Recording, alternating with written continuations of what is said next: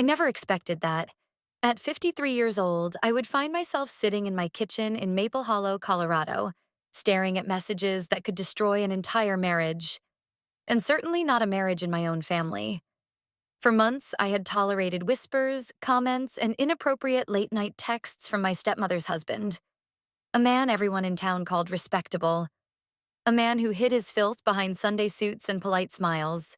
But the day my stepmother accused me of inventing stories to get attention, something inside me, something quiet, something tired, finally snapped.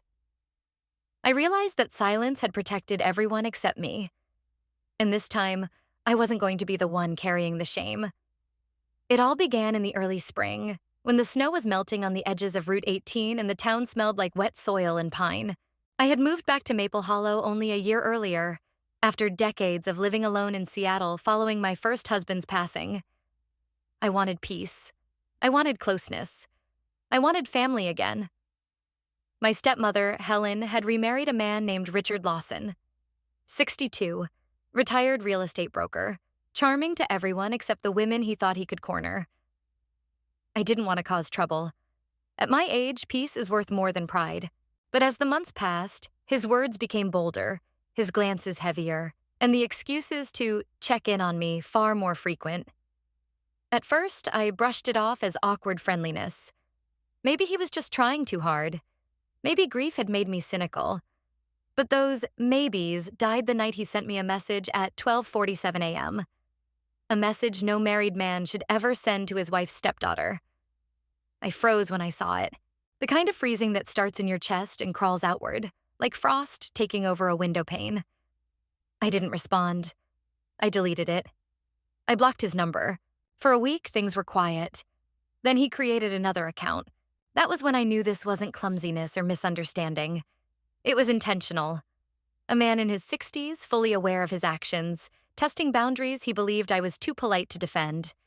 He sent messages about my body, my clothing, my voice. He asked if I was lonely since my husband died, as if grief was a weakness he could exploit. I saved nothing at first. I didn't want evidence. I didn't want a scandal. I didn't want to be the reason my stepmother cried, but the messages kept coming. And eventually, I began saving everything. The screenshots, the timestamps, the emails he tried to disguise as accidental, even the voicemail where he slurred his words and whispered things that made my skin crawl. Each file sat in a folder on my computer titled, simply, June. Because that was when it all began. And also because June was the name of my late mother, a quiet reminder of what she would have wanted me to do. Then came the afternoon that finally broke me. Helen, my stepmother, the woman who had once braided my hair before school, the woman I tried so hard to reconnect with, showed up at my porch with a face tight enough to crack. She said she'd heard rumors. She said Richard mentioned I had been acting strange. She said I had probably misinterpreted his fatherly concern. And then, the words that I will never forget. You need to stop making up stories about my husband. It's embarrassing. Something inside me tilted, like a picture frame knocked askew, like a lifetime of swallowing things finally pushing back. I didn't fight. I didn't argue. I didn't defend myself. I simply told her, Helen, please go home. The truth will make its way to you soon enough. She left furious. I went inside. I opened my computer, and I sent every screenshot, every file, every message. Not to her, not to the sheriff, but to her lawyer, the same man who had handled her late mother's estate. A man she trusted more than anyone. I didn't write a long explanation, just 2 sentences. These messages are from your client's husband. Please advise her accordingly. And then I waited. 3 days passed before I received any response. 3 days of waking up early, drinking my coffee on the back porch, and wondering how deeply denial had settled into Helen's bones.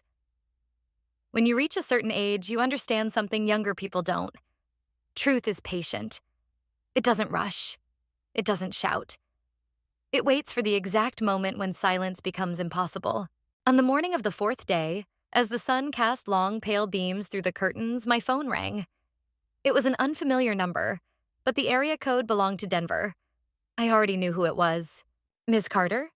A man's calm voice asked. Yes, this is David Whitaker, Helen Lawson's attorney. I received your email. There was a pause.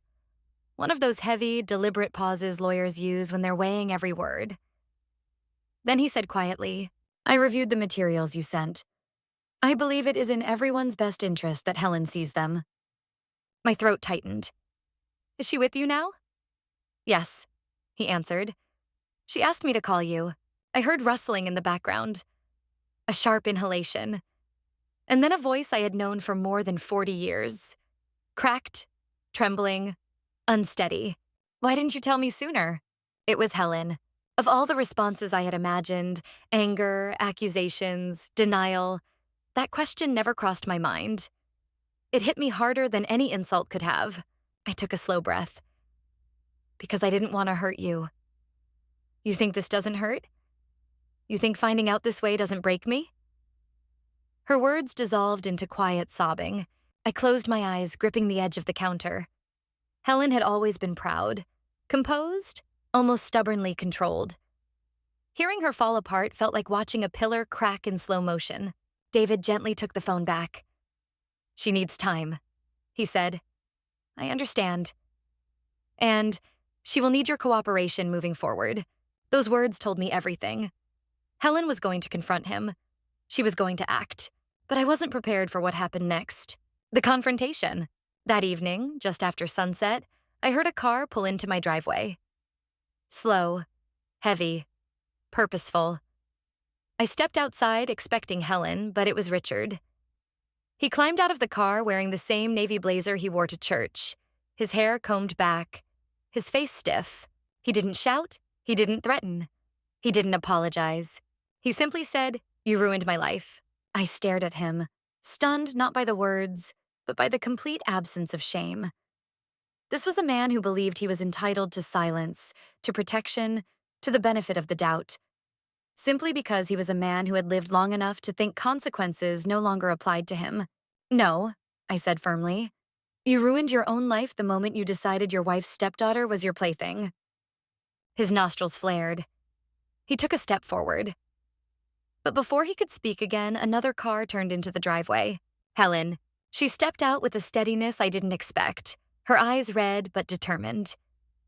The moment she saw him, she said, Richard, get back in the car. We are done here. He spun toward her. Helen, she's lying. Those messages were fake. I've seen them, she snapped. All of them, including the ones you sent after you created new accounts. She looked at me. He thought I wouldn't notice the timestamps, or the way he typed, or the way he talks when he thinks he's being clever. Richard's jaw clenched. Helen, don't do this.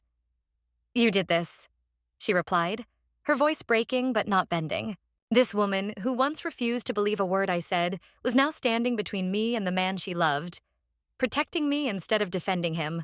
He tried one last time. We can fix this.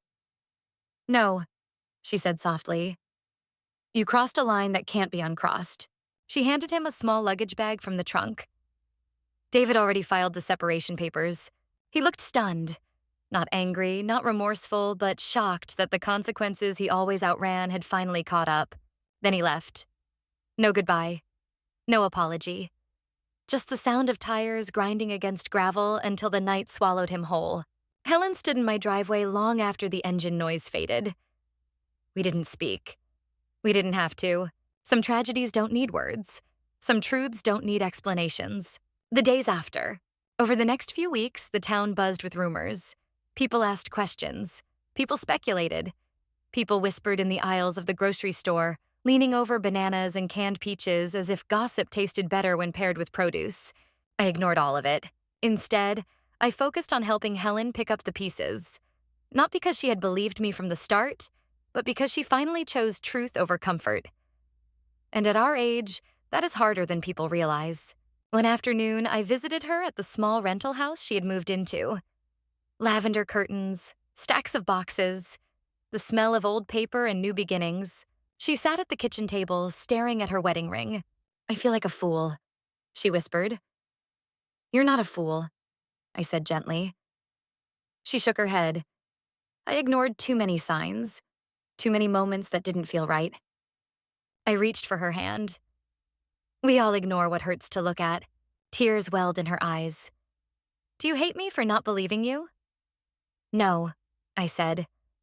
I just wish you had believed yourself. She looked at me, confused. I continued. You knew he wasn't the man he pretended to be. Deep down you knew. You just didn't want to start over at 60. A silent tear traveled down her cheek. Starting over isn't the punishment, I said softly. It's the freedom.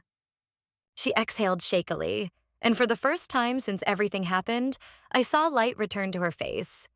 Fragile, but real. The letter. A week later, I received a letter in the mail.